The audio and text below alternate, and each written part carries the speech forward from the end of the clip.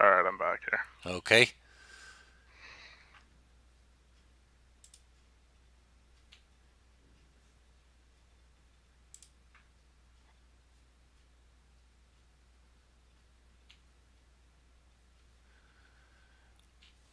All right. I'm about to go live. I have a couple of intro videos, and qualifying should be starting in about, what is it, 10 minutes or so? 5 minutes? Uh, five. Yeah, Yes, about a 5 minutes. little over five.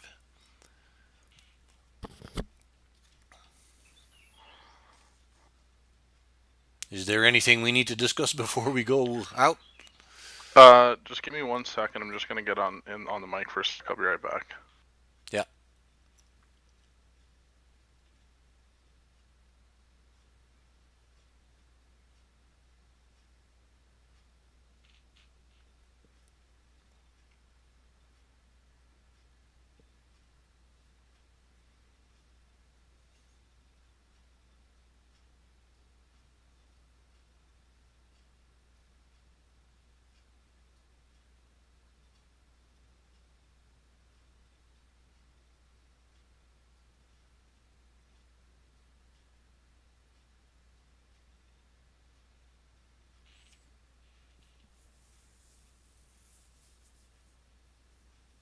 Alrighty, I'm back.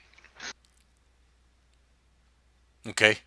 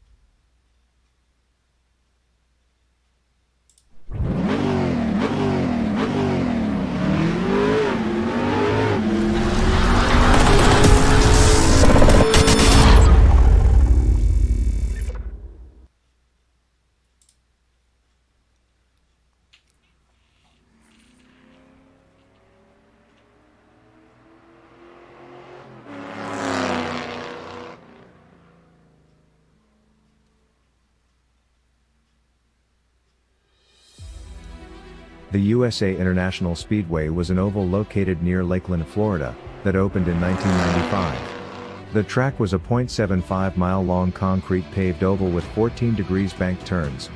The Hooters Pro Cup Series had a race at the Speedway in early March, and the final championship race in mid to late November.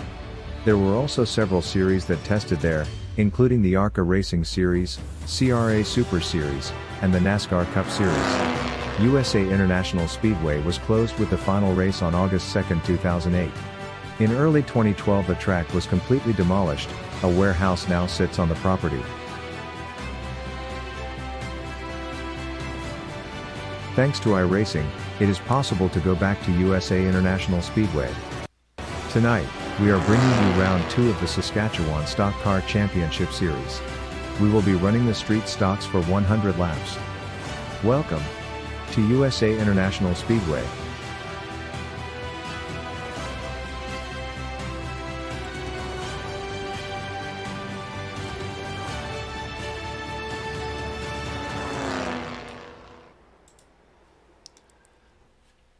Welcome everybody to USA International Speedway for round 2 of the Saskatchewan Stock Car Championship. My name is Mark. This is Blip Shift Broadcasting. Tonight's broadcast is brought to you by Burco Electronical Contractors. And we have some new action for you tonight on a different track with a different car and a whole different set of rules. Jordan, can you tell us a little bit more about the rules? Are you there? Absolutely, I'm here. Sorry, I thought I was muted if I was talking in the driver's meeting. You guys got a little inside track, maybe. Anyways, yeah, so we're doing a little bit different way of doing things tonight. We're going to do some heat racing. Fortunately, everyone will make the heat race, so we don't have to worry about sending anyone home. We're going to do 3 heat races. The heat race fit or starting positions will be based on their single lap qualifying. So that'll set the field, and then from their heat races, will end up putting themselves into a position where they can make the feature, and we'll invert the top 6, so the fastest qualifier into the feature will then start 6th, and 6th will start first to make a little things interesting. I put a little summary on the screen there. So basically it's best of 3, the best lap time of 3 for qualifying, and then 12-minute heat races, and that'll determine the start for the feature race, and you're going to invert the first 6, right? Yeah, well, we're not inverting for the heat, just for the feature. So Yeah. Yeah, absolutely. So that's how it is, and we did the 3-lap qualifying tonight just because these cars are heavier with this new tire model. There was some tweaks done to it, and you do need to build up heat. So you'll see some of these guys building up heat in their tires in the first lap, and then they'll do 2 flyers. Yeah, I would say it's one of the biggest differences with last week is not only the format that we're racing, but the track is, compared to last week, it's quite a bit longer actually, and the cars are not as fast, I would say, as last week's Monte Carlo. We're looking at 22 to 23 second laps, so the races should be a little bit longer, and it almost feels a little bit more like a longer oval track, really, as far as the racing is concerned. Would you agree with that? Yeah, I think that this is one of the tracks that that you get with your iRacing membership. So lots of experience on this track for most of the drivers, whether they're new or veterans. And the nice thing about this setup is it is a little bit more drivable, in my opinion, than last week. So you'll see these guys wheeling it in a bit. I don't know if you've mentioned, but we're not allowing them to change tires this week, so they'll have to do a little management. Yeah, absolutely. I was watching a little bit of practice earlier, and it looked to me like you could see struggling both ways. Some guys were struggling with push going into the turns, and few guys were struggling with oversteer, a car getting loose on the exit of the turns. It looks to me like the banking is a little bit higher than last week's track. I think it's 14 degrees here, so going down below that yellow line is probably upsetting the car a little bit more. Yeah, I don't think you're going to see many guys getting up into or getting down on above the or below the apron here.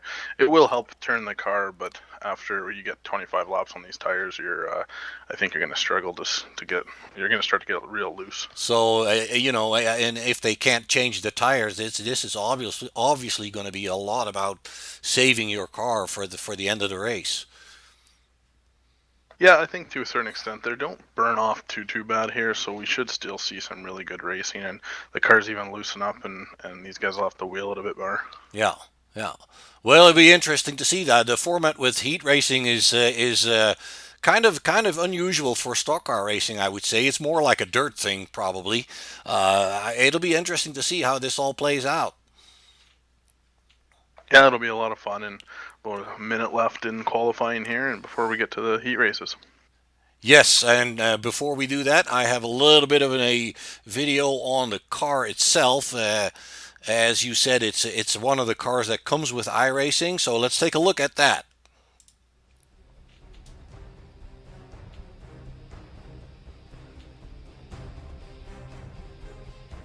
The street stock race car has been on iRacing since December of 2010 and is part of the free content.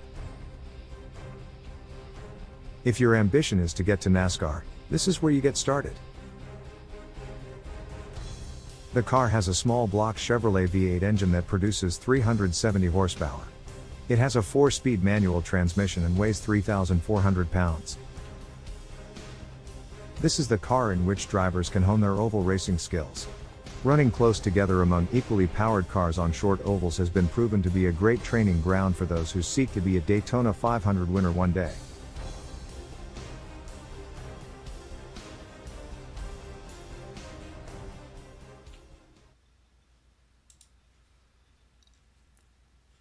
All right, that was a little bit about the car. It looks like we're getting ready for the first heat. We've got Ray Morneau on pole position here.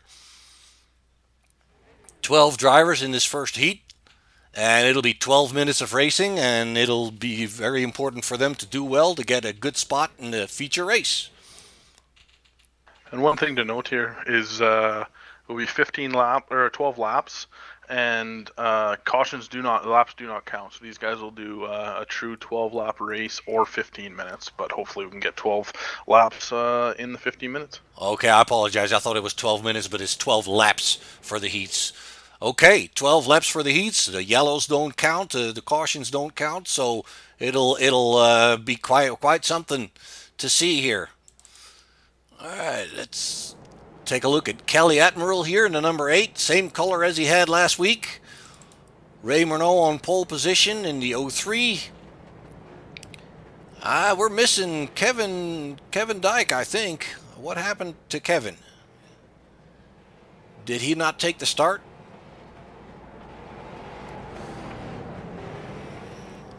All right, on 4th position, we have the number 12 of Matthew Shirley, and then in 5th we have Brent Just. Sam Howlett is running in 6th position. Dean Qualley is in 7th. Jordan Dalsgaard in 8th. 9th will be Rob Naismith. 10th is Neil Schneider. 11th, Brian Morrison. And 12th is Ronald Just. And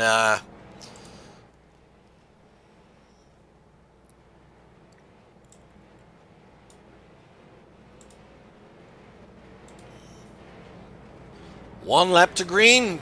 Pace car will be coming in probably at the end of this lap here, and it'll be up to pole sitter Ray Morneau to get us going.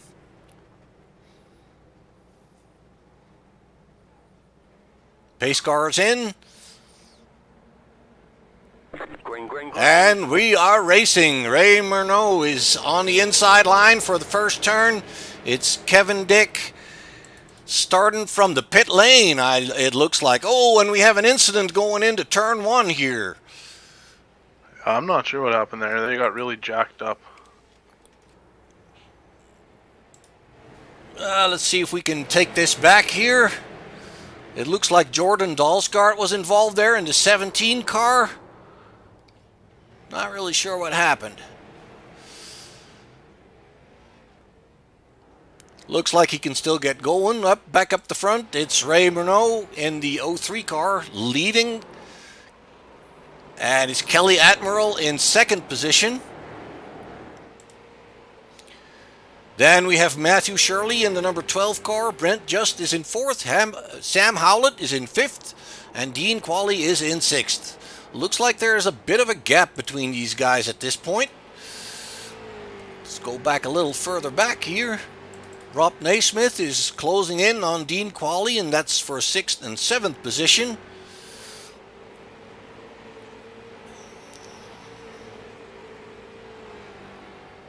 And we have Brian Morrison, and he's following Neil Schneider at a little under a second. Let's go back to Naismith here. It's looking like they're spread her out pretty good here in this heat race after that caution kind of got everyone bound up. Yes, so was there no yellow because the rules will not allow for a yellow at this point, or was there no yellow because they just didn't decide to throw one and it wasn't on the racing line? You know what, I'm not 100% sure. I was kind of looking at that and seeing if they gathered it up quick enough. I believe the yellows are on in the heat race as I set up the server, so I guess we'll find out if there's another big one. I may have to start doing manual ones here. Yeah, I was going to say they were on the racing line, but I guess they weren't bothering the front of the field yet because we were just getting started. But it kind of looked to me like a situation where normally iRacing would throw a yellow. It's just from the looks of it, but hey, who am I? Sam Howlett in the black, number 69, is following Brent Just fairly closely there. Trying to stick that bumper underneath the rear end. Not quite close enough just yet. Matthew Shirley in the number 12 looks to be gaining a little bit on Kelly Admiral, and it looks like Raymond Murnau, is starting to gain on the back markers there. That might throw a wrench in his plans for a little bit. Looks like back marker's running wide, giving him some room. He should be able to pass here on the inside, coming back up to turn 3 and 4. That back marker is hanging in there, though. He's not really lifting, and he shouldn't have to. Murnau is now passed. And next up will be Kelly Admiral to try and do the same thing. Admiral's gaining a little bit of ground, looks like, on Matthew Shirley. And Sam Howlett's getting pretty close to Brent Just there. And a little bit further back, we have Rob Naismith closing in a little bit on Dean Qualley.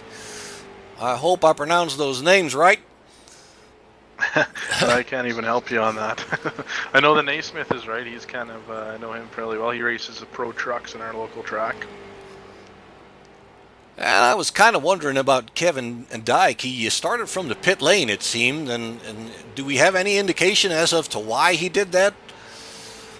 You know what, I'm not 100% sure. I don't know if this heat racing may throw some of these guys a wrench in terms of it gets you, the race is going real quick, so it's like, I think it's 45-second load time. So okay, so maybe he was just expecting more time to be able to get on the grid. That could throw, making it interesting for himself. Yeah, well, it could throw you off if it's not like what you're used to. I can see that happening. So Sam Howlett here in the 69 car, in a very famous livery, I would say, is sticking it pretty good there with Brent Just, and they're running 4th and 5th right now. He's coming up to the inside, trying to make something work into turn 1. Slower car kind of getting in his way. That's the 33 of Ronald Just. You wonder if they are helping each other. Oh, I'm sorry. Yeah, it's only 12 laps. All right, yeah. So it's Ray Murnau. He takes the win. Kelly Admiral takes second. It's Matthew Shirley in third. Brent Just in fourth. Sam Howlett brings it home in fifth. Dean Qualley in sixth. And Naismith in seventh. On to the second heat right away. No waiting. We're going straight into the next one. And it looks like Kyle Steckley is on the pole position. Jeremy Brooks is in second. Second row is for Carson Nagy and Thomas McGregor. Third row is David Rockwood, Tom Queering. Fourth row, Brendan Feeney and Ryan Thompson. Fifth row, Robin Boomsma and Justin McLeod. And the final row is for Patrick Schuurmans and Rick Singer. And it looks like we're waiting for Rick here.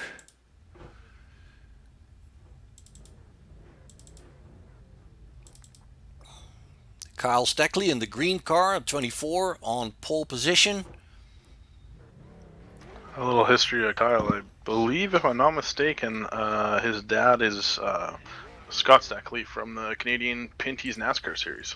Oh, wow. Famous parents. A little bit of racing background for him. Yeah, he's got it in his blood. There's a lot of second generation, third generation people in racing, that's for sure. I still find it so interesting how iRacing really seems to translate well for real racers. Like, a lot of the guys at the front here are some of the more successful drivers, either at their local tracks or whether they're traveling nationally. Well, I think it's a testament to both, really. I think drivers that are good in real life probably adapt to what iRacing offers fairly easily.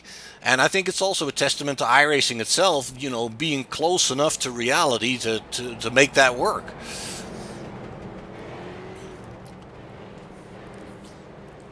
I was just in the driver's meeting there. Gonna do another lap under the yellow before we get going here. 1 lap to green.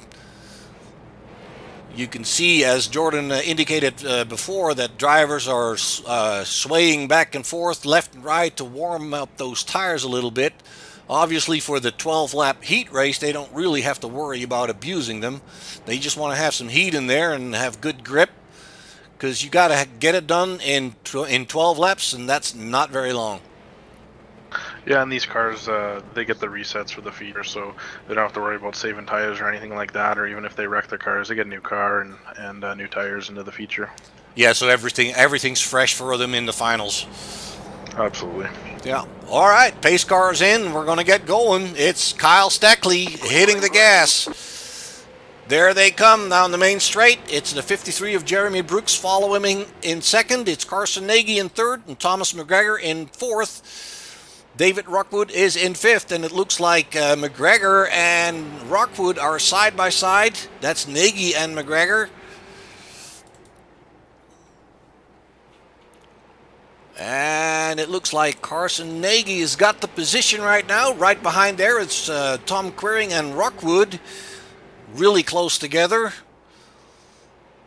I'm interested to see if the second lane ends up coming into effect here. Oh, we got a big wreck. Yeah, we got a wreck there. We got a wreck. And yeah, the cautions are on, so it must have cleaned up on that first one. Let's go take a look real quick and see what happened here.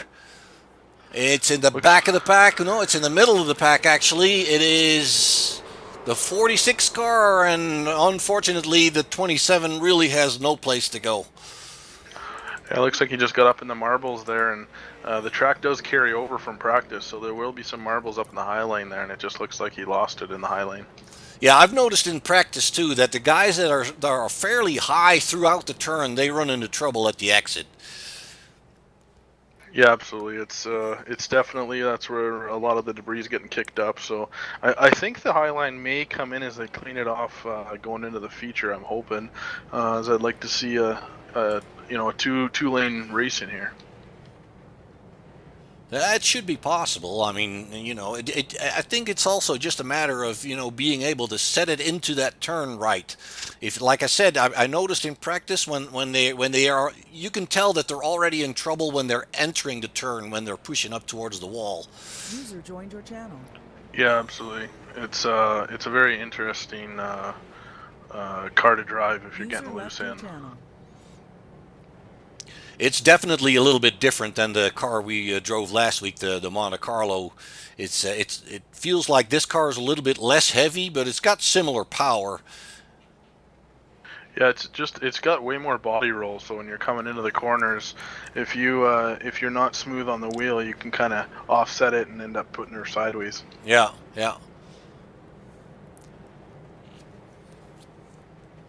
All right, we're still under caution. As said, the caution laps do not count, so they will be racing the full 12 laps of the heat. Kyle Steckley is leading the pack here. Jeremy Brooks in second, Nagy in third. Further back in the field, it looks like Rick Sanger has gone to the pits. the 58 car. I don't think he even started, did he? Not really sure. I haven't seen him. Yeah, I'm not sure either. Yeah. It's There's one guy that had to go help his daughter out. Maybe that was him. Oh, yeah, too bad. Yeah, well, family first. You can't blame him for that. Patrick Shermans is in the pits. He was in the 27. He was unable to avoid the spinning car in front of him, which was the 46 of Tom Quering. Let's take a look at Tom Quering and see how that car is looking. It doesn't look too bad, I don't think. It seems to be pretty damage-free. I'm not sure who that is on the side of that car, but it's a pretty picture. I believe he's a local real estate agent here in Saskatoon who's sponsoring that car. Oh, I see.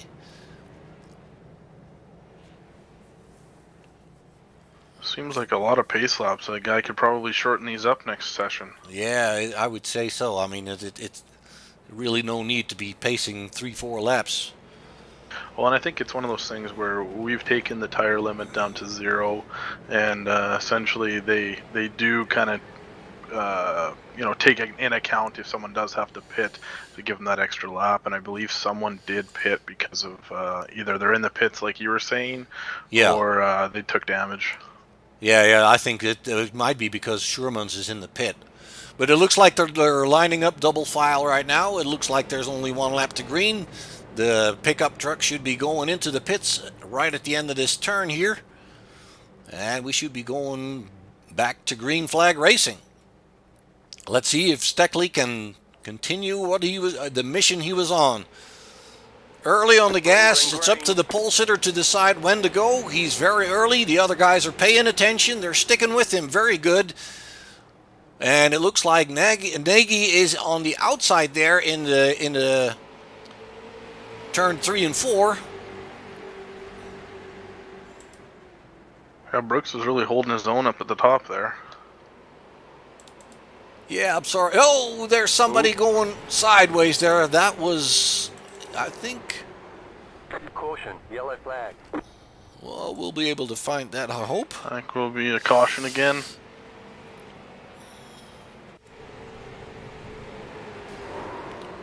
It's the 46 again, and I'm not really sure if he got touched by another one or not. Let's see if we can pull that up one more time. I believe it was the 90. Yeah, you're right. It was. All right, bad luck for Tom Quering. That's the second time he's made a 360 in this race, unfortunately. And he's trying to catch up with the field right now, and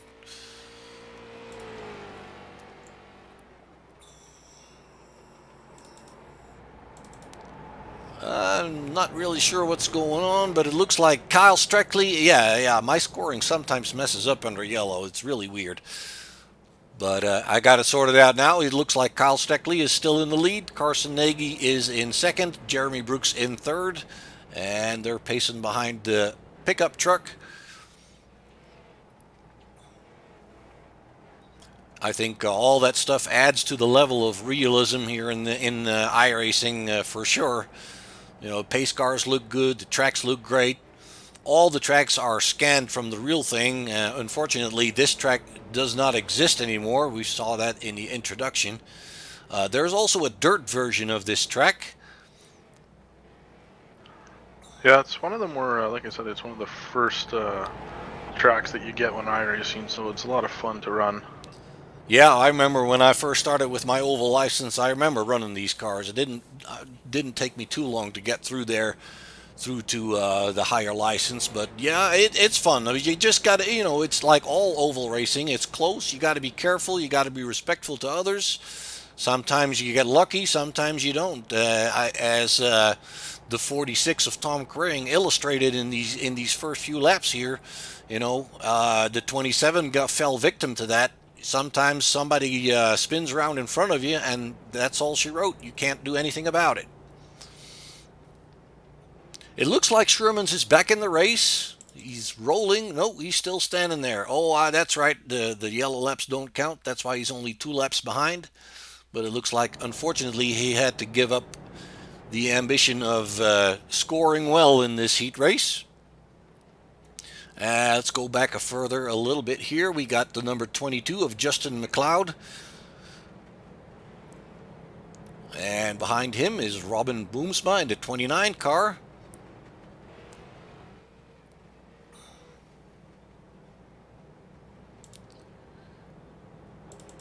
And there is Tom Queering in the 46, still going. Carson Nagy in the 093, or the 93, I should say. And then David Rockwood in the 90. Brendan Feeney is in the pits. That's probably why we're having an extended caution. I'll admit to what happened there. I was trying to put the 90 to the back because he wanted an EOL, and I was accidentally on Carson Nagy, so I put him to the back. So that's a total admin screw up. Unfortunately, well, stuff happens. So and I can't reverse it, unfortunately, so I told him it just made his life a little more interesting. Gives him something to do. So the 38 of Brandon Feeney is joining back up. He's catching the back of the pack. It looks like he's got some damage on the front end, but it doesn't look like it's all that bad. He is currently being scored in 10th position. He should still be on the lead lap. So let's see what happens. They're lining up double file. It's 1 lap to green. We're about to go back to racing. And there we go, the 53 of Brooks right close to the side of Steckley there. Steckley is accelerating a little bit quicker than he is, leading into the first turn. Brooks right on his tail. And behind there, in the back of the field, it looks like it's getting a little crowded here. Side by side still, going into 3 and 4. The 46 of Tom Queering on the inside line, David Rockwood on the outside, and they're doing a better job of it now, it looks like. Well, I think we made it a little interesting for the broadcast to watch Carson come through the field here. Exactly. It looks like Thomas McGregor is catching up with the 2 leaders there. He's sticking that nose of that car right underneath the bumper of Brooks's car. And you can see all these cars really hanging out in the middle of the corners if they get in a little hard. Yeah, exactly. And you know, when you look at the inside front wheel, the left front wheel on the inside of the turn, it kind of looks like it's almost fallen off the car, like it's not really on the ground. It's kind of typical for these cars, I think. You see the 93 of Carson Nagy here is closing in on Justin McLeod.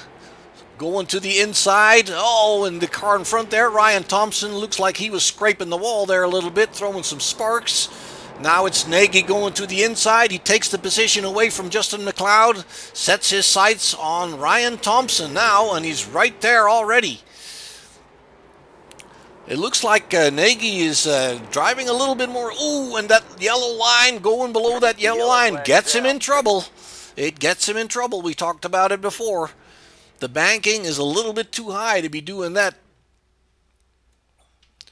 Let's see if we can show you a replay of what happens here. He takes that left front wheel way below the yellow line, gets in trouble and can't save it, locks up the brakes to make sure he tries to stay out of the wall, and then it looks like he has a little trouble finding the reverse. We're back under yellow. It's Kyle Stackley still in front. Cars lining up behind the pace car. Stackley followed by Jeremy Brooks in second, Thomas McGregor in third, Ryan Thompson, he is in fourth position, Justin McLeod is in fifth, and Boomsma gets sixth because of the trouble that Nagy got himself into.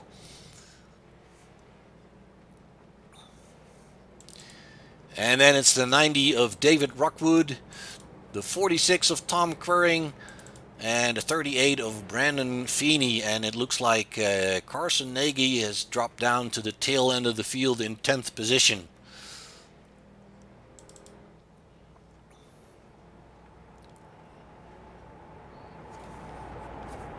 Nine laps completed under green for this race. We have 3 more laps to go. If we can get it going,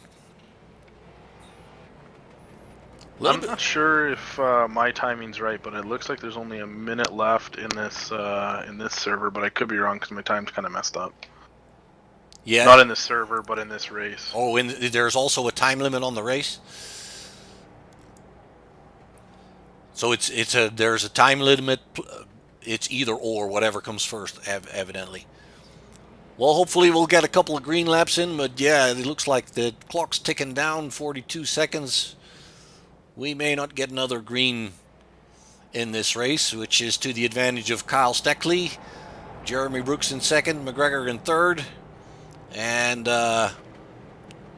Nagy was trying to work his way back up there, but losing it made him drop back to, he's shown in 8th position right now.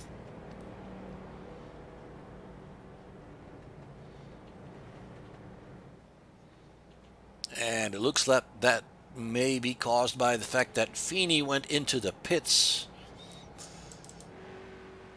Yep, he's back out again. He's trying to catch up with him again.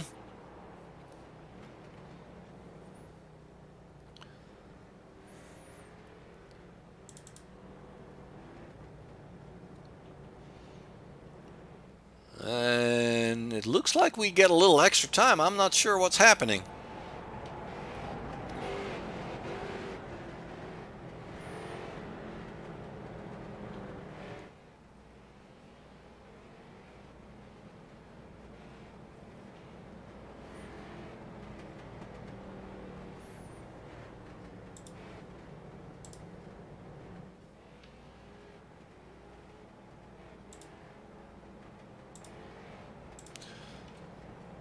They're lining up double file again. It looks like we are going to get a green flag.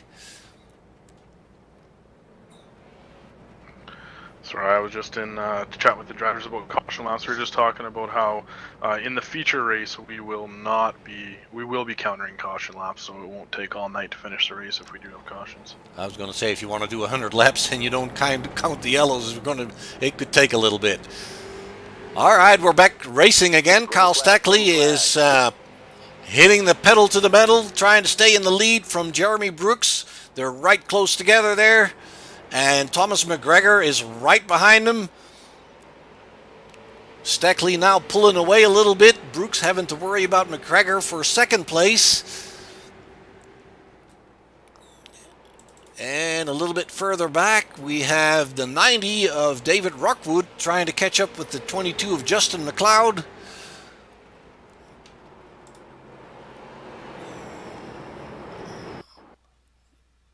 And I think they cut you off on the race here. Yeah. Unfortunately, we got timed out on this race.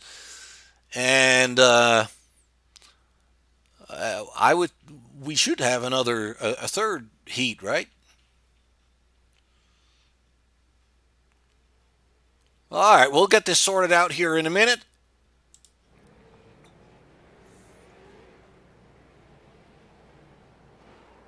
All right, so these guys will get into a 5-minute warm-up, go to the bathroom, grab a drink or whatever they need to do, and we'll be ready to rock and roll.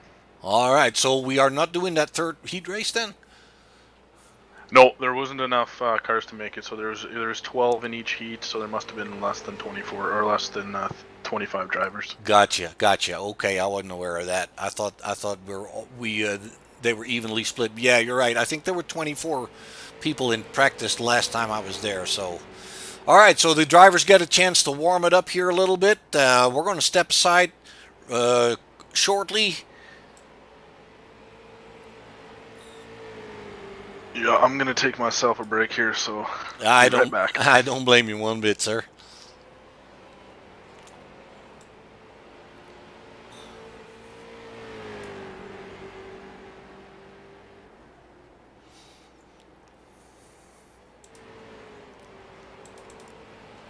Well, we'll take a good look here at Ray Murnau. He's showing quickest in the warm-up here.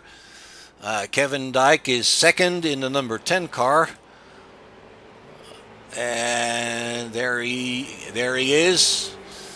And then the 033 of Ryan Thompson is shown in third position right now.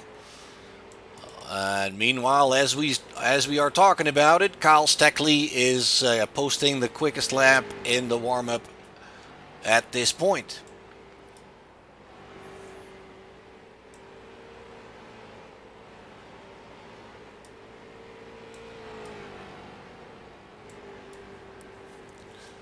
Nine cars have posted a time in the warm-up here on track. And Steckley is in first. Morneau is in second. As I say it, he jumps to the lead. That's how quick it goes. Yeah, it's give these guys time to kind of shake down if they weren't in the second heat, and Yeah. hopefully we'll have a clean 100 laps. I think it'll be a fun evening.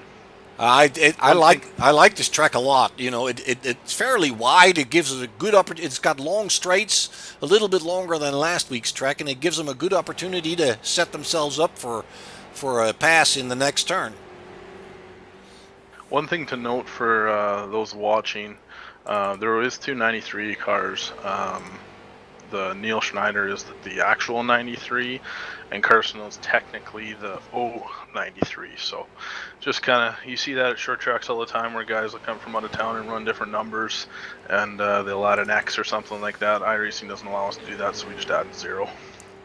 Yeah, the 0 just doesn't show on Nagy's car, but we'll try to keep them apart. And it's Neil Schneider in the 93, in the yellow 93, and it's Carson Nagy in the, I guess, blue and white 93. Yeah, I think I spent the week trying to get all the numbers all sorted so everyone had their numbers. I think for the most part we cleared it all up. Yeah, there was one in practice that I saw, the number 7 car, but I don't see him right now. The number 7 car had a number 7 paint job, but he was shown as number 6. But I don't even see him right now.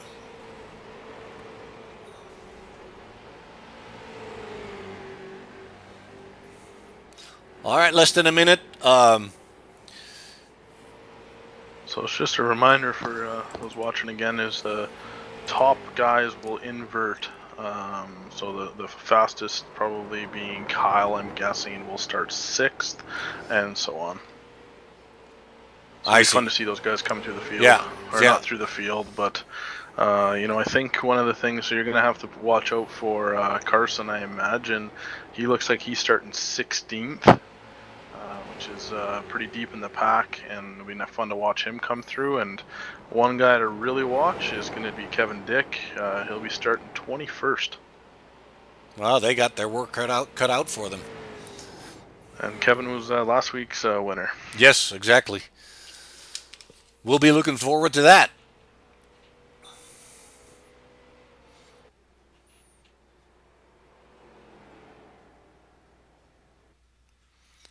All right, we're getting ready here to grid up for the feature race, 100 laps on the USA International Speedway. Thomas McGregor looks to be in the pole position. Matthew Shirley will be alongside him. On the inside of row 2, it'll be Jeremy Brooks. Outside, Kelly Admiral. On the third row, it'll be Kyle Steckley and Ray Morneau. 7th is Brent Just. And 8th is Ryan Thompson. Sam Howlett is in 9th. Justin McLeod in 10th. Dean Quilly in 11th. David Rockwood in 12th. Rob Naismith in 13th. Robin Boomsma in 14th. 15th will be Brian Morrison.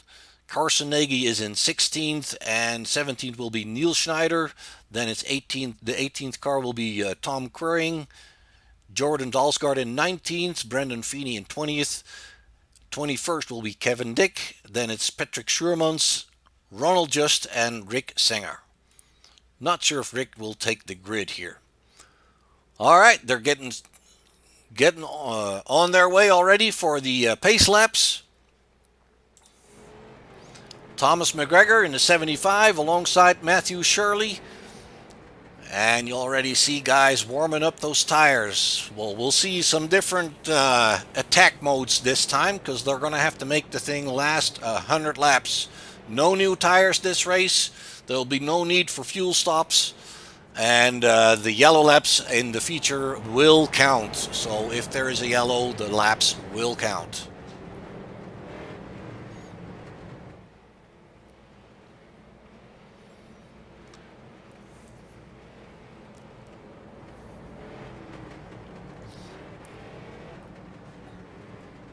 Kelly Admiral in the 8. He was in the top runners last week as well, as was Jeremy Brooks and Matthew Shirley. And Kevin Dick is way back in 21st position. And it'll be interesting to see how fast he can make his way forward. We have high expectations of last week's winner. Pace car will be going in. It'll be up to Thomas McGregor to get this party going.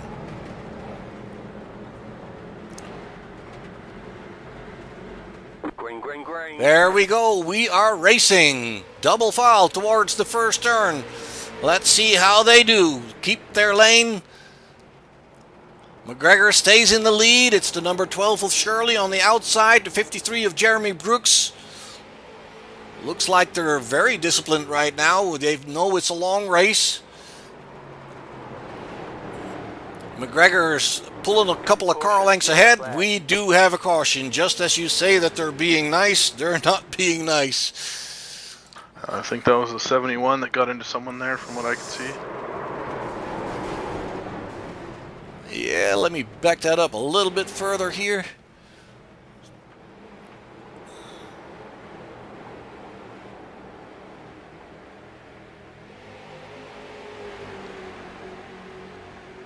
It looks like the 71 goes into the back of the 033. It looks like he was a little bit slower into that turn as he expected.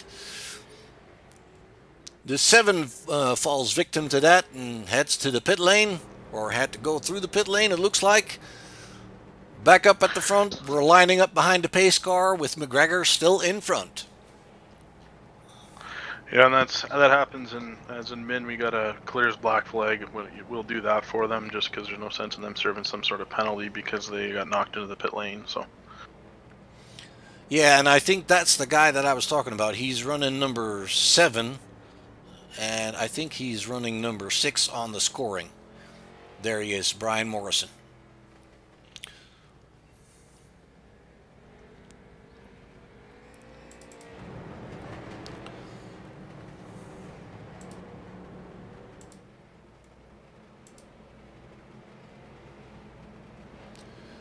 Matthew Shirley in the number 12 car, currently in 4th. Let's go back down the field here. The 22 of Justin McLeod. Carson Nagy is already in 11th position. Let's see if we can find Kevin here. Kevin's worked his way up to 17th. In the few green labs that we had, that's pretty good. And he's being followed by the 38 of Brandon Feeney and Patrick Shermans in the 27. As you remember, he was quite unlucky in his heat race. He's got some ground to make up.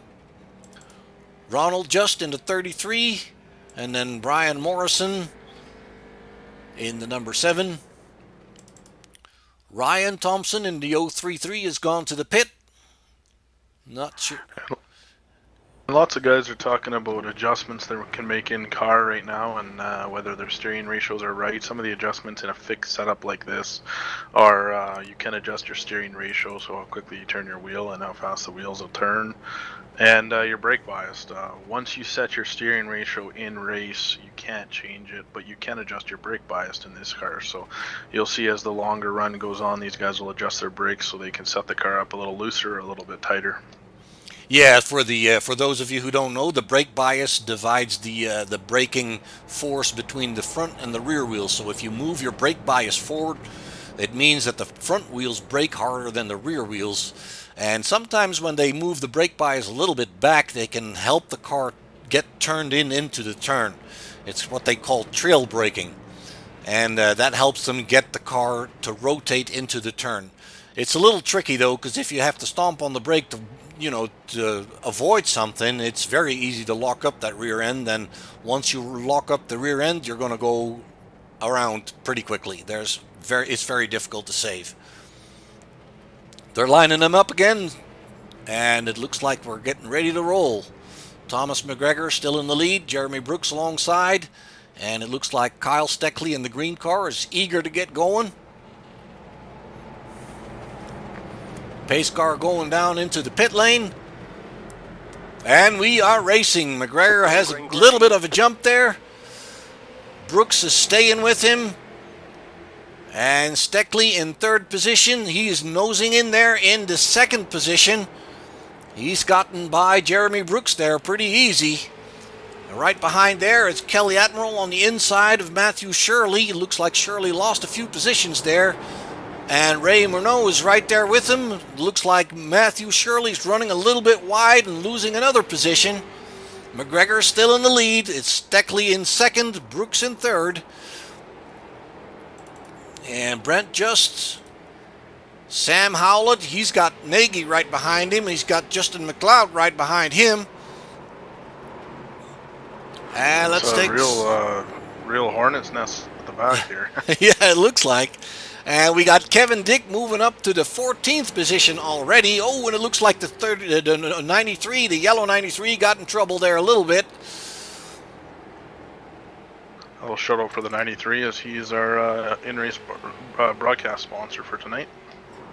Oh yes, I noticed the same name is on the side of that car.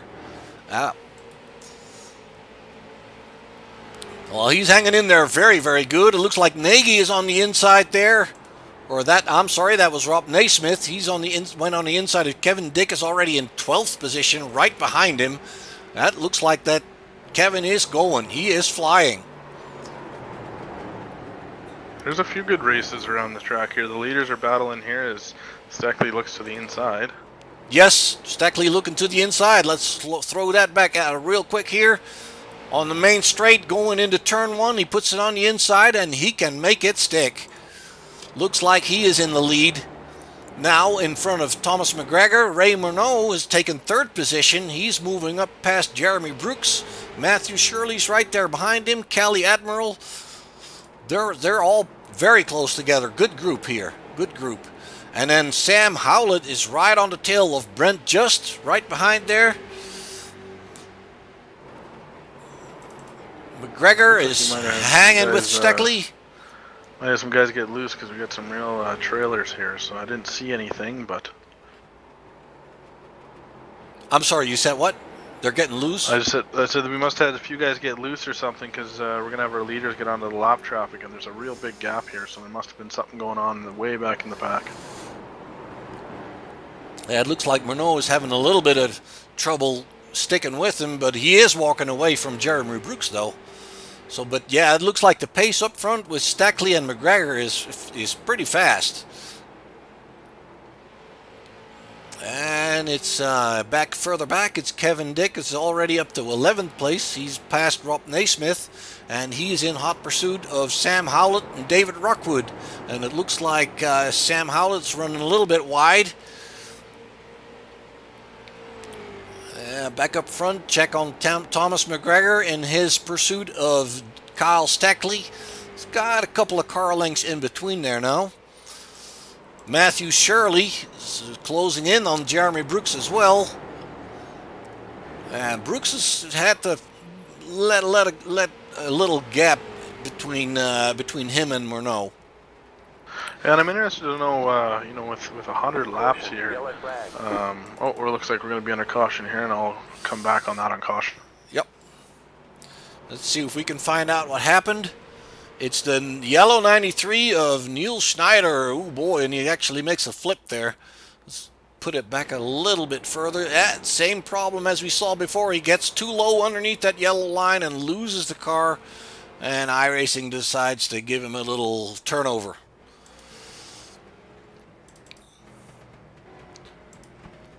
Lining up behind the pickup truck, it's Kyle Steckley still in the lead. It helps the other guys, obviously. It's going to close all the gaps.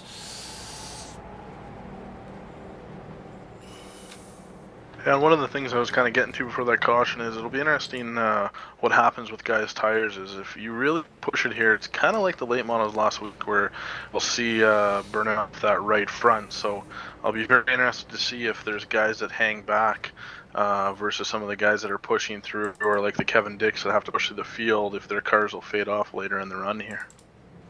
Yeah, that'll be interesting to see. And from my own experience, I know that a lot of it is driving style as well. And regardless of whether you're trying to be aggressive or not, if you if you have the right smoothness and the right way of working these cars, you can make those tires last a lot longer. I, for one, am not one of those people. I eat up those tires in 5 or 6 laps, and I can already tell they're falling off. Well, and the thing too is, I kind of mentioned this earlier in the run with the steering ratios, is some guys will go on a bigger steering ratio, bigger box, so they're not putting so much wheel in, which on the long run will allow you to save some of the tires. It's a little more difficult to drive on the short run because you do have to kind of it's not as responsive, the wheel. Yeah, it makes everything a little bit more vague, I guess. All right, we're just looking through the field a little bit. This is Kelly Admiral in 6th position. And we just took a look at Kevin Dick. He's in 11th. Boomsma here in 14th. Further back, the 27 of Patrick Schuurmans in 19th position. And I think Dean Quilly is still running. He's being scored 7 laps down, so he must have had some problems. I don't know if you noticed there, Mark, but being that you're probably not familiar with where our hometown is here in Saskatchewan, it's extremely flat and lots of trucks, so I switched up the pace car and put a truck in this week. It's countryside, huh? Absolutely. The big joke is you can see your dog run away for weeks. Well, maybe that explains that there's a lot of Dutch people around there. I was born in Holland, and that's about as flat as the kitchen table as well. Yeah. Yeah, I currently live in Reno, and I love the hills. I love the mountains. Yeah, we don't have many of those here. We go skiing on a garbage dump, basically. Yeah. And it's windy, let me tell you. I think we were getting to like 100 or 90 to almost 100-kilometer winds this week. It was just crazy. Is that like something usual, or was that like a storm? Or it's very windy here typically, but the consistency we've seen is not normal. Yeah, I see. All right, where they're getting side by side again. They're getting ready to go. Steckley and McGregor still going at it. McGregor is obviously hoping to catch that lead back.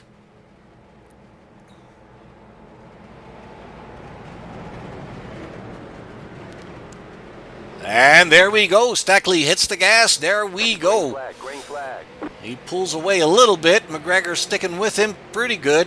It's Brooks in 3rd. And it's Murnau now taking 3rd away from him on the inside there.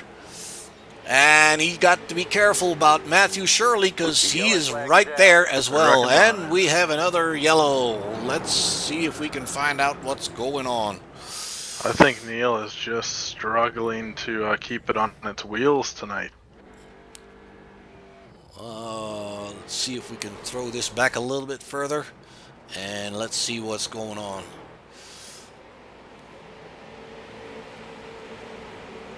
It's the 29 and the 17 getting together. And then the 93 of Neil is unfortunately a bystander victim of this spin. And he really had nowhere to go, and now he's upside down and it won't flip back. I jokingly said in the driver's channel if we could make sure his window net was down, because that was another big hit for him. And as most people know, that's the signal to their track staff at NASCAR. If the window net comes down, the driver's okay. I did not know that. Wow, I learned something new tonight. Yeah, so if you don't see the driver net down, it's usually not a good thing. Yeah. So he has probably gone to the pit. Yep, there he is. Car doesn't look too bad. As far as we do have wave around, so I'm not sure where the lap cars sit right now. So if, mind you, I guess we're not pitting, so wave rounds won't really be a thing. My scoring shows Robin Boomsma as the last car on the lead lap, which would make Dean Qualley would be the first lapped car. He's 7 laps down. Neil Schneider is still scored in front of him because he's only 3 laps down. We do have the lucky dogs on, so whoever is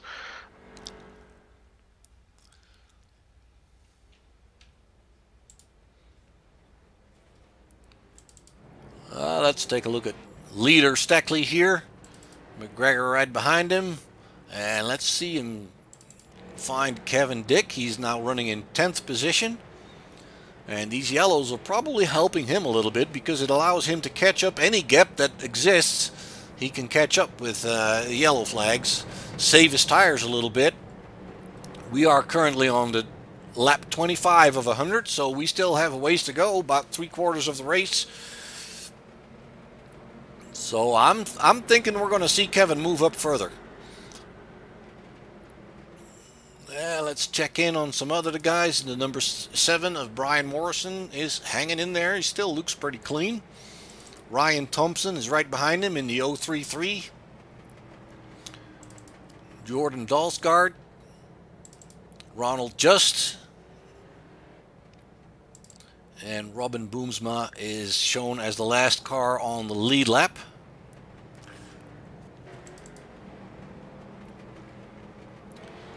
Justin McLeod in 12th position.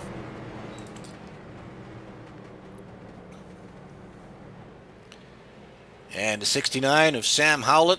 And it looks like we're getting ready to go. Line them up, double file.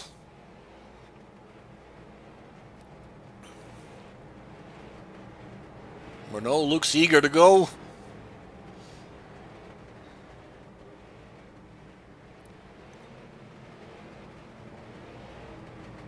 We were just talking in the driver channel again that, this league we really try and keep the rules as little as possible, just to keep the fun in it and not have to worry about studying rule books before every race. Yeah, exactly. Yeah, that's what makes racing fun. It's got to be about the racing, not about the rules. Green flag. And we're going again. Steckley in front. McGregor takes 2nd position. Murnau is right there. Nosing in on the inside there, taking the 2nd position away from him. McGregor's not quite given up yet, but yeah, he tugs in behind Murnau now in turn 3 and 4. And then it's, the number 8 of Admiral is going around. Let's see if we can find out what's going on. A little bit further back, he's right beside the 93. Turns in. Oh, and it's the 12th that washes up the track and kind of gives him a little nudge, and that was all it needed. The 12th of Matthew Shirley. Kelly Admiral's running. Doesn't look like he's going to the pits. Pits might be closed still. No, he's staying out. Unfortunate for him. Puts him in 21st position right behind Ronald Just. And up front, still Steckley. Murnau is now in 2nd. We saw him pass McGregor on the restart there. Brooks is in 4th. Carson Nagy in the 093 in 5th. David Rockwood kind of quietly worked his way forward, I think. And Matthew Shirley is shown in 7th.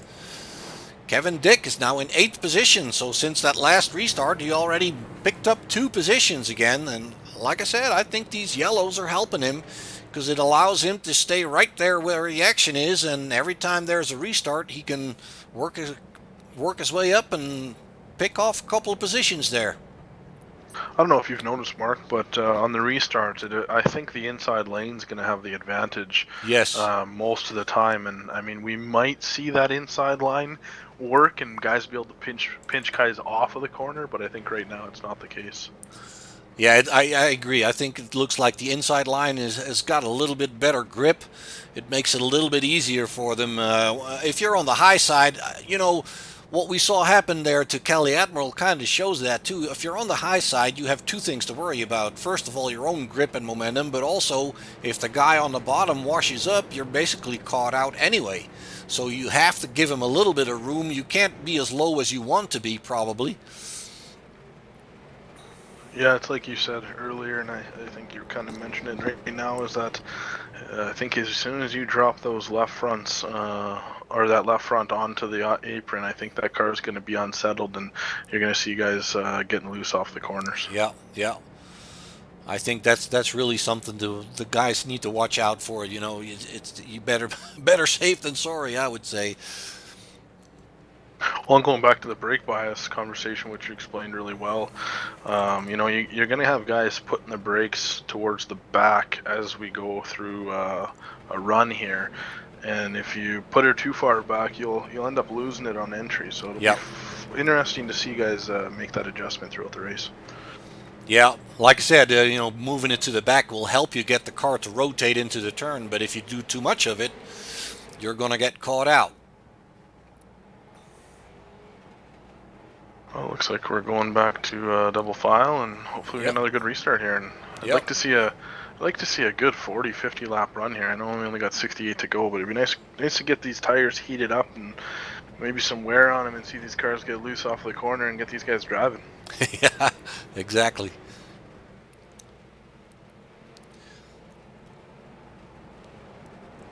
All right, pace car is going to be going in right here. There he goes.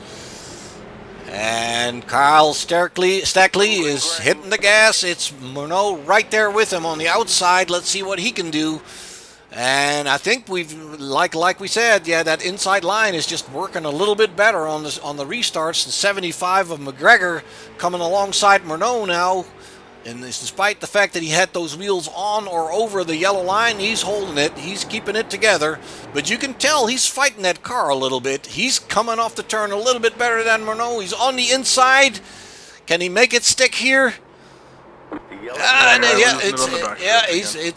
But you can tell he's kind of fighting that car when it gets those wheels underneath that yellow line. Okay, we have another yellow. Let's see if we can find out what happened here. It's the 27 involved. Going back a little bit further here. He kind of just loses it on his own here. Got on the gas maybe a little bit too hard, or still turned in too much in the 33. Unfortunately, Ronald just has no place to go, and he gets stuck behind the 27 car. Back under yellow. It's not like this never happened before. Well, and at times, you know, as an admin here, you got to kind of make a decision sooner than later. If you keep getting these quick cautions, I have turned off the feature where if there's a quick caution, we go to single file restarts. But it might be something we think about in the next couple laps here if we end up keeping going yellow. Yeah, yeah. It looks like Kevin Dick has lost a few positions on this restart. He may have been on the outside. I wasn't really sure, but I think so because he was running in 10th or 8th. He was actually in 8th, so he must have been on the outside. And he got caught out on that outside line, it looks like, because he dropped back to 13th right now. And let's look up the front here. Kyle Stackley still in front. Thomas McGregor is in 2nd. Murnau is in 3rd. We were talking about that, how pretty much every crash has been sorry, I'm on the wrong channel, but I was just talking to Neil, and he's saying he felt like a piñata out there, and I said every crash he's been in has not really been his fault. Yeah, and that's really unfortunate. And that's one of those races, if it would be an official race at iRacing, you lose a lot of safety rating, and there's really just nothing you can do about it. Yeah, exactly. It's, you know, this is just for bragging rights, and we are having points, so we'll be starting to post points going into next week.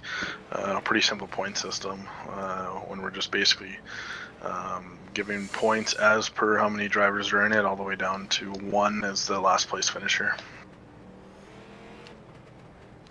So how does that work then? The winner gets how many points? How I understand it, and Matt's kind of running that side of it, but it'll be basically if there's 25 cars on the grid, first place gets 25 points, and so on and so on. Okay, so, okay. We may have to adjust that, to be honest, depending on. We're going to talk about it after this race, because our league we grew about 7 guys just today alone, so you know, we don't want to have 30 drivers or something like that, and all of a sudden you're getting 10 extra points. So. Right. There is an automatic system, but unfortunately, as iRacing's evolved over the years, the people who had developed that scoring system that was quite sophisticated when it first came out just haven't kept up with the updates, so it's not really reliable.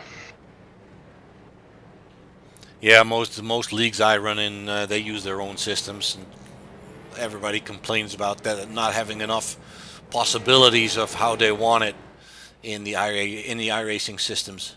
You can customize your point system, but not to everybody's liking, I guess.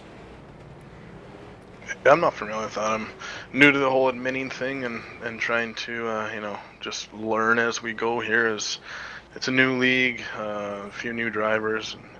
It's a lot of fun. These guys are having a good time. Absolutely, absolutely, and so are we. I mean, and that's the biggest thing. It's about having a fun race altogether. I mean, who cares who's champion and who wins? As long as you have a fun race, you're having a good time. That's what it's about. Yeah, I think a lot of these guys are missing being at the track on the weekends. That's for sure. Yeah, I'm sure they are. Yeah. Well, slowly but surely, things are opening back up in this country. I don't know how it is in Canada, but we're going at it again. It's Steckley Green flag. pulling away.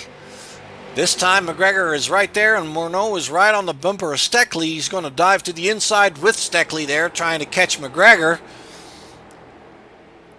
David Rockwood is in 4th position. He's kind of quietly worked his way up, I think. And 53 of Jeremy Brooks is right behind there.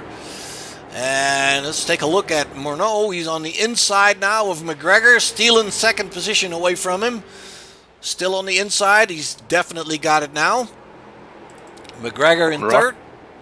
And Rockwood was one of the guys that had really bad luck last week and ended up getting DQ'd through the incident rule, but a lot of it not of his own doing.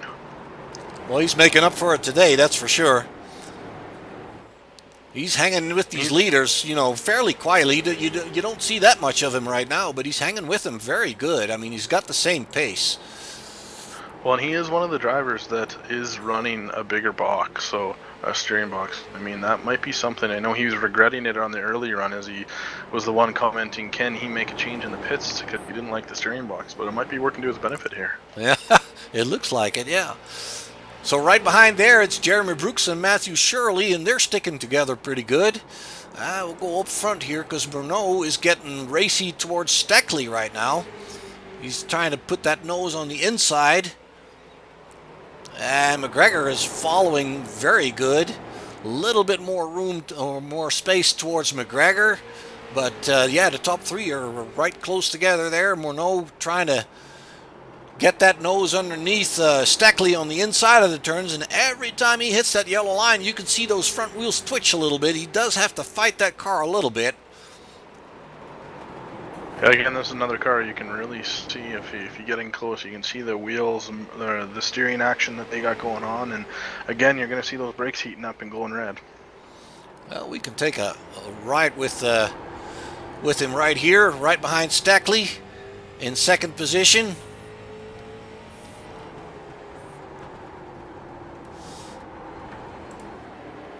For a stock car, these cars are not very loud, I don't think.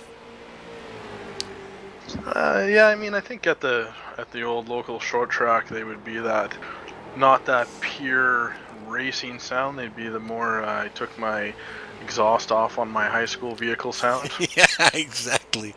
Yeah, that's kind of what it sounds like. Well, Morneau is making good work of this. He's sticking with it, right? Very good. And it looks like a little bit further back, it's Jeremy Brooks and Carson Nagy going at it now. He's right there with him. We did have a car lose it in the back. I don't know if he ended up exiting out and he was in the grass, but it looks like we're going to stay green here. Yeah, try if we can catch that real quick. Yeah, it was the 38. Scuffs the wall a little bit, but he looks like he's all right. Morneau still behind Steckley. And McGregor following with maybe 1 or 2 car lengths behind. He's trying to catch up with him again. Rockwood has got a little bit more distance, but Rockwood has got a little safer distance behind him now. Jeremy Brooks has fallen back compared to him a little bit, because he's having to deal with Carson Nagy, and it's always true in racing. When you're battling somebody else, you're both going to lose a little bit of speed, because it's always faster to just run by yourself. So what those guys sometimes need to think about is whether they should work together and not fight each other so hard, and make sure they don't lose touch with the leads there. Now it's the 93 of Carson-Nagy going to the inside. He makes the pass, it looks like. He's got the position right now. Still has to defend a little bit there. But yeah, that inside line is definitely a little bit quicker, it looks like. He's got the position. He's running 5th right now. Well, and I think as we hit the halfway point or just past it, I think the battle you're going to have to watch here is that 10 of Kevin Dick, and I believe it's Matt Shirley that they're Kevin's really ran up on him here. Yeah, it looks like we were watching the 53 of Brooks. Matthew Shirley's right behind there, and Kevin Dick has definitely caught up with these guys. He's back in 8th position, and he wants more. He definitely wants more. You can tell. And it doesn't appear that those, he's had to come through the field starting 21st. So it'll be interesting to see. He ran into the back of Shirley there and scuffed the wall a little bit. That cost him a little bit. But yeah, I think as I was saying before, I think those yellows, he's lost his concentration there a little bit. But I think those yellows kind of helped him, not eating those tires up the whole time and still, not losing any positions, not losing any ground. So I think he benefited from that a little bit. It looks like he was struggling there just for a few corners here, but he's going to catch it back up, I'm sure. Let's go back up front real quick and see what Ray Monroe is doing. I'm sorry, Jordan. Go ahead. No, I was just going to say, but it looks like it's kind of fizzled out as someone was involved in an early incident. Kelly Admiral is making his way through the pack again, and I'm sure he's hoping for a caution here, as I know he's going to have a fast car in the late stages here. Yeah, Kelly has worked his way back up to 10th position already. That's good as well. It's very good as well. And it looks like Rob Naismith is kind of running by himself there, not really being able to stick with Kevin Dick or the guys in front of there. But he's still holding on to 9th position though, and Kelly Admiral is trying to catch up with him. Well, and if you ever have a chance, or any of our fans watching have a chance, go check out Rob Naismith's Facebook page, and I'd like to make a racing shirt for him as the one-handed warrior, because he rests his right arm on his roll bar and drives the entire race with one hand. It is an amazing feat. Wow, that's crazy. That is crazy. Leaders going by the 93 of Neil Schneider there, putting a lap on him, and it almost seemed like Murnau was closing in on Steckley a little bit, but Steckley held him off. McGregor is right there with him. The back markers are doing a very, very good job of making room for the leaders and not interfering with that fight. And especially on smaller tracks like this, that is always difficult. It's not easy for the back markers to not disturb that fight, even if they don't want to. I don't know who it is, but it looks like we got a car that's blowing up here as he is smoking and making his way on the inside, but I'm not sure what number it is, but he is going to blow an engine any second here.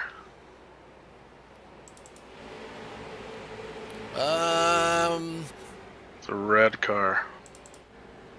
It's the 33 of Ronald Just. Is that him? I'm not sure. I'm just looking on the above camera view here, and all I could see was smoke. We did get a yellow flag. Let's see if we can figure out what's going on. And it may have been him as he was slowing up. It looks oh like my gosh, it's Ray Murnau. He's spun. Let's see a little bit further back if we can figure out what's going on. They're three of them are together here. Murnau is in second. McGregor is in third. He just scuffs that wall and turns it around. I want to see again if I can tell what happens. He doesn't look like he touches Steckley. He just kind of loses it and washes up and hits the wall, and that was it. He's still rolling though.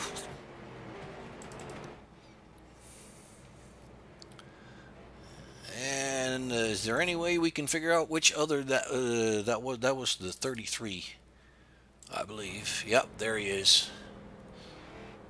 I just got to drop onto the driver channel here, Mark. Yes. The 33 of Ronald Just is in the pit lane, and it looked like Jordan called out that he had some engine trouble. We're not really sure what happened, but maybe we'll find out. Meanwhile, under yellow, it's Kyle Steckley in the lead. Thomas McGregor now in second, and unfortunately, Ray Murnau has dropped back to 20th position. He's got some work to do. Quite unfortunate. He washed up a little bit towards the wall and couldn't keep it away from the wall and turn it around. That puts the number 90 of David Rockwood in third position. And like we said before, he's just following the leaders. He's just doing his job, running his laps, and he's sticking with them, and it's paying off. The 093 of Carson Nagy is now in fourth. We saw him pass Jeremy Brooks into 53. Matthew Shirley is in sixth, and it's Kevin Dick in seventh position. So Kevin's made up a lot of ground, and like I said, I think these yellows might be helping him a little bit. It gives him a little bit of a breather in between the fights that he's doing, and he's come a long way. Well, and the other thing too, Mark, is it really gives those tires a little bit of relief. As I mentioned last week, is these tires do heat up, so if you can at least cool them down a bit, exactly, it can sometimes help. Yeah, and yeah, absolutely right. It gives you a little breather for the mechanics of the car, the tires, everything, and yourself. I mean, you can reset yourself again, try to work out a new game plan. You've been behind this guy for a little bit already. You know where his weak points are. You know where his strong points are. So I think he's playing this really well. It looks like he's the, yellow's helping a little bit, but he's playing this really well. So a little bit behind him is the 71 of Rob Naismith, and then it's Kelly Admiral, who worked his way all the way back to 9th position already. We saw him wash up into the wall when he was touched by the number 12 of Matthew Shirley, and he's worked his way back up to 9th, so he's doing a great job as well. He's not done for the night at all. Then it's Ryan Thompson, Brent Just, and Tom Quering in 12th, and we're going to line them up double file again, and we're going to get going. The green flag will fly. It'll be lap 66 of 100. So we're 2/3 into this race. We're getting there. I'm sure the guys are going to get a little racier now. We're getting towards the end. Laps are ticking down pretty quick when it's green. Truck will be going into the pit lane.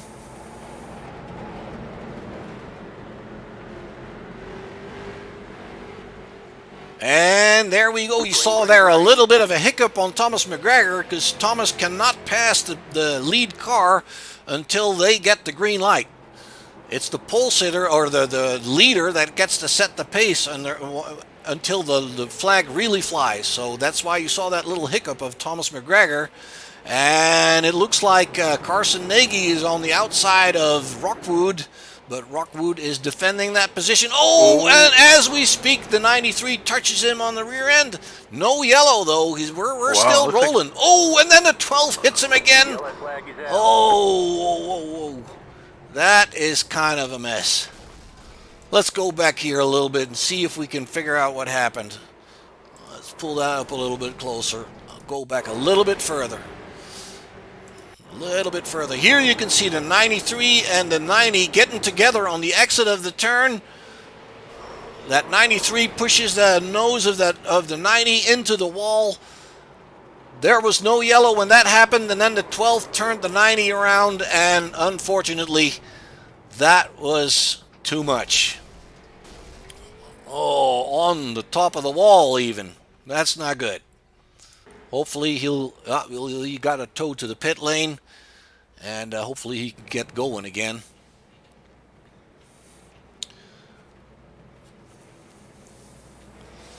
So, if you don't mind me saying so, Jordan, I think compared to last week, we are experiencing quite some aggressive driving tonight, and therefore, a lot more cautions than we probably anticipated. Yeah, it's definitely kind of the one thing about these cars is they don't brake as well, they don't handle as well.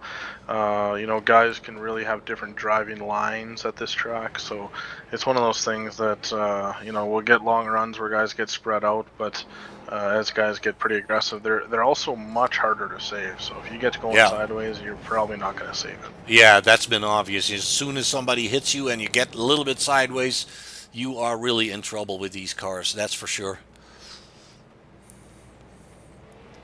Yeah, it's I'm hoping that we got a good run here. We got 30. We're gonna be about 28, 30 to go here.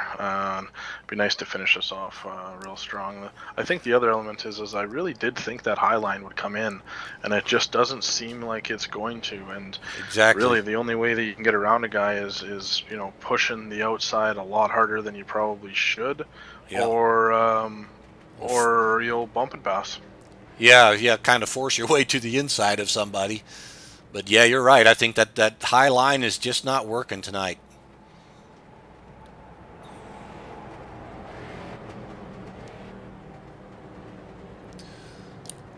All right. Well, we still have Steckley in front. Let's go look and see where everybody's at. And surprise, surprise, who's in fourth position?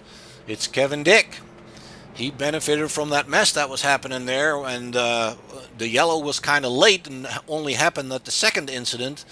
Kevin Dick benefited from that. He is in fourth position, and I think he's going to be a factor in fighting for the lead here. He's been very, very strong all night. Then it's the 12 of Matthew Shirley. It's Ryan Thompson in the 033. And Kelly Admiral has come a long way as well. The last time we checked on the restart, he was 9th. He's 7th now. 8th is Tom Quering.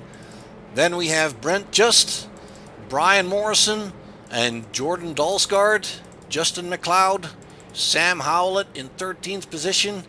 And Ray Morneau has worked his way back up to 14th. Not going quite as quick as what the other ones up front are doing, but hey, he's still fighting his way back. Well, we just got word that the 90 will be putting it on the hauler. David Rockwood is not coming back. That's too bad. That was He's got 15 minutes of repairs, and his crew ain't gonna fix it. Yeah, that's not worth it for the remainder of this race. That's too bad. He was doing really good. He was running very, very strong all race long. He stuck with the leaders. He was there in the top 5 pretty much the entire race. So, yeah, that's unfortunate for him. All right, we're back at it again. It's Kyle Steckley hitting the gas. It's McGregor on the outside. It's Jeremy Brooks trying to get that nose underneath McGregor. Not quite getting it in there. It's Kevin Dick in 4th position. And it looks like even Kevin Dick's car is washing up a little bit towards that wall. You could see him working those front wheels at that steering wheel. I think those tires are coming to the end of their life a little bit. Good train of cars here. Kevin Dick now trying the lower side, trying to get on the inside of the 53. And he makes that work. That high line is just not working. It looked to me like Jeremy was a little careful there not to be too low and see the 10 wash up and take him out. And now the 12th of Matthew Shirley is trying to benefit from that as well. Yeah, that high line is just not working. Matthew Shirley still on the inside. Go ahead. I think with these with the tires wearing out, I can just, unfortunately, I don't think that high line's going to work. Mind you, Brooks is seeming to make it work here. Yeah, it looked like Matthew Shirley couldn't keep that car low enough on speed anyway. I mean, yeah, Jeremy Brooks had that working. It looked like Kelly almost touched the wall there. He's working his way back up. The one thing with the high line is if you can trust the guy down below you and you can pinch him down a bit, that guy's not going to be able to drive off just because, the same effect of the tires being worn out is you don't have the grip off. Yeah. Yeah, but I mean, that's what we saw happening earlier. If you can't trust the guy below you, if he's washing up, he's going to take the both of you out of that race, and that's not what you want. Let's take a look up here at McGregor in 2nd position behind Steckley. He's only 0.2 of a second shown on scoring behind the leader. Kevin Dick is now in 3rd, trying to catch up with those two. And McGregor is trying to put that nose underneath the rear end of Steckley. I think they're all experiencing, those tires are just not new anymore. And obviously, we're on lap 79 when they pass the line. So obviously those tires are falling off. Yeah, and just a reminder, Kevin's having a heck of a run here, starting in 21st place. Yeah, absolutely. I mean, we've tried to follow him a little bit. Every restart we saw him move up another 2 or 3 spots. It's pretty amazing what he did here. Now we see Matthew Shirley and Jeremy Brooks fighting, and Matthew Shirley has now got the lower side, but it looks like Jeremy Brooks actually is one of the few guys that makes that higher line work. And Kelly Admiral is right behind him. He's now in 6th position. He also worked his way all the way back from the rear end of the field. That's a heck of a battle here. We're going to have a real good 3-way battle. Yep. Yeah, it's Shirley on the inside now. But and it looks like Kelly Admiral's trying to mix himself in there, trying to stick with the 12 on the lower line.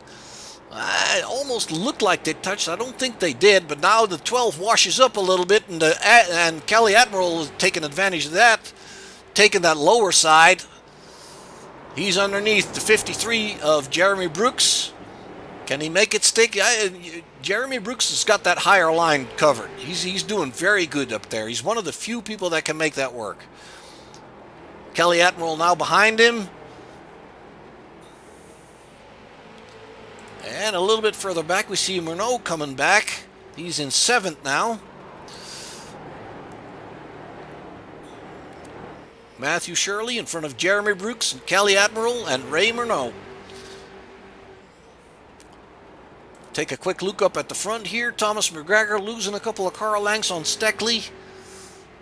Back markers being a factor here to 93. Kind of holding up there the leader, and the 75 of Thomas McGregor is going to the inside. He may benefit from that. Steckley is not having it yet. He's forced to the higher line here. The 75 of McGregor has got a little bit more momentum off the turn. They're side by side. Can he make this work? And it looks like Steckley is really trying to pinch him down as far low as he can get him. That way he's got more room on the outside when he exits the turn. And still side by side. Now it looks like McGregor has taken the lead here. Oh! They touch, and he pushes the 24 of Steckley into the wall, and it gives Kevin Dick a chance to catch up here and take 2nd position. I think that's one of those racing deals where you're just racing hard, guy up top, old tires, late in the race. Oh, it's kind of a perfect storm there. Yeah, absolutely. I mean, you're right. I mean, that's just part of the game. That's how it works. So, I don't think any of these guys would do stuff like that intentional. Sometimes either you make a mistake or your car just washes up more than you expected it to. It's just not that easy. It looks easy, but it's not. Steckley is now back in 2nd. He's got back underneath Kevin Dick again. So, well, and one thing that the drivers are talking about is there's a built-in spotter that's automatic, and to be honest, sometimes that spotter is just not overly accurate or precise. So, he'll call you clear when you've got a bumper on him or something like that. Yeah, that's true. There's some third-party spotters that people can download. Once you get into iRacing, you'll find that there's a huge community of people making extra stuff that you can use. The one I use is Crew Chief, and it works really well. Well, and the other thing, too, we talked about a little bit last week is everyone has a different setup as well. So some guys run single monitors, some guys run triple monitors, which means that you can see out the side of your car, like kind of more real life. And some guys will run actual VR where they're more immersive. So sometimes that helps to find out what cars are around you here. Yeah, true, absolutely true. I run VR, and the only disadvantage of that is that your field of view is not like in normal life. You have almost 180 degrees field of view, and VR is a lot narrower than that. It's probably about 120 at the most. So yeah, it's a little harder to look in your peripheral vision, but the immersion is amazing. It's absolutely amazing.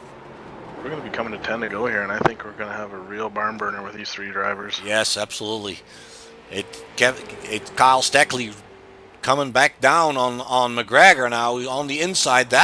He made that look easy. And it's Kevin Dick trying to stick with him on that lower side. And I think we have to remember what happened a couple laps ago. I don't think Steckley is going to be that nice. Yeah, you might be right, but Kevin Dick and McGregor are not nice to each other either. Did you see what happened there? Yeah, it looked like Kevin got into him a bit there and pushed him off the track. And Looks like he let him back in, so they'll go after Steckley here with 9 to go. Yeah. And that's one thing they should do, try to work together for a few laps and try to catch up with Steckley and then make it a fight for the lead. It looks like right behind them there, Jeremy Brooks and Ray Murnau have kind of settled things. There's a few car lengths between them now. So let's stick here with Kevin Dick and Thomas McGregor for second place. Steckley is a little bit further out now, 1.1 seconds. And Kevin Dick's trying really hard to get his nose underneath McGregor there. Oh, sparks flying, brushes the wall. Loses a little bit of ground. Those tires may have had their best days. And a couple of car lengths for McGregor there, and it looks like Jeremy Brooks is trying to catch up with these guys. And Ray Murnau, and guess who? Kelly Admiral, they're all right there. I mean, they're running great. They're running awesome races. It's unbelievable how far they've come. But I would say the man of the race is still this guy here, the number 10 of Kevin Dick. I mean, he's come from 21st on the grid. He's running third, and he's actually been running for the lead pretty much for the last few laps. And until that little touch with McGregor, he was actually looking to have a chance to win this thing. We're on lap 95 right now, 96, I should say, of 100. So, yeah, we're getting there. These guys are getting eager to do... to prove their point. Yeah, it looks like Kyle's going to check out here, and the race is literally probably going to be for second place as we got a guy bearing down on Kevin Dick. Yes, absolutely. Steckley is 1.4 seconds out, so he's pretty much got this in the bag if he can keep it off the walls. Kevin Dick and Thomas McGregor for second place, and Jeremy Brooks, Ray Murnau, they're not that far behind, and they could still be a factor in this thing. Lap 97. Yeah, that Kevin Dick's rocking a new paint scheme tonight and using some of that spec mapping that iRacing added with some chrome colors, which looks pretty sharp. Yeah, that looks really cool. Absolutely. It reminds me a little bit of the DuPont car. It looks like Murnau is right there with Brooks fighting for the fourth position. Steckley's getting involved in some lap traffic here. It'll be interesting how he maneuvers through it. Yeah, well, he's still pretty safe, though, 1.4 seconds. The 93 is probably going to hurt those other guys a little bit because he's pretty slow compared to the lead group. McGregor's still in second. He's going to the inside, and Kevin's going right there with him. They got through okay. 93 took a high line. That's very good of him. We're going to be 1 to go here. Yeah, we're on the final lap, actually. We're on the final lap. So let's see. Steckley taking it here. He's bringing it home in first place. McGregor is bringing it home in second, and it's Kevin Dick in third, and Jeremy Brooks in fourth. Ray Murnau in fifth. Kelly Admiral sixth. Matthew Shirley seventh. Carson Nagy brings it home in 8th position, and right behind him in 9th is Justin McLeod, and then it's Brent Dust in the number 16 car in 10th position. We've seen some awesome racing here. It looked like it was going to be more double file racing or double groove racing, but it turned out that the high side was just not good enough to keep that momentum going, and the lower side was faster. Some guys took advantage of that on the restarts, and it paid off. We saw some good battles going on. We saw Kevin Dick work his way through the field, through the entire race, from 21st on the grid to 3rd at the finish. We saw Kelly Admiral work his way back up, Ray Murnau work his way back up. We saw some great racing here tonight.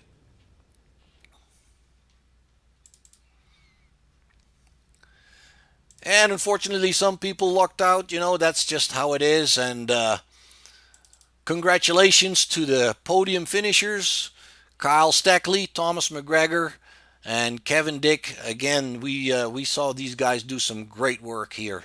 We had quite a few yellows, but in between the yellows, we saw some awesome racing. Ladies and gentlemen, we thank you very much for tuning in. This is Blip Shift Racing, and next week we will be going to. I think we're going to go dirt racing next week, if I remember correctly. Yes, we are. We're going. I believe we're using these same cars, but the dirt version. Bigger tires, bigger fenders, and a little more beating and banging. As if you can believe that's going to happen, it's probably going to. I believe it absolutely, and it's also got a little bit of a big scoop on the bonnet, right? On the hood. Yeah, it's got the air cleaner up out of the into the air there, so Yeah. it's a lot of fun. It's one of those cars where you really got to manhandle it. I don't remember if you got the schedule in front of you where we go. Is it? I'm not 100% sure. I thought I had That's it laying okay. around here, but I don't have it.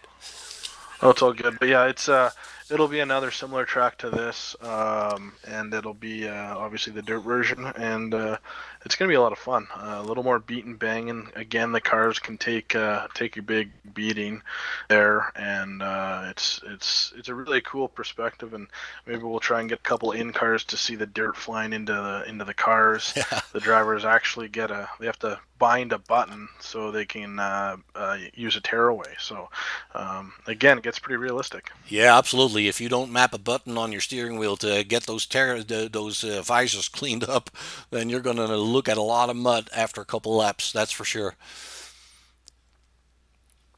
All right, Jordan. Again, I want to thank you for helping me out. It's been great fun. We saw good racing, a little bit longer than we expected, but that's all the more fun for us. So, Absolutely. we hope you tune in again next week. We'll be slinging some mud next week and doing it all over again. And we wish you a good evening and stay safe out there. We'll see you next time. Have a good one, Mark, and thanks again. Thank you.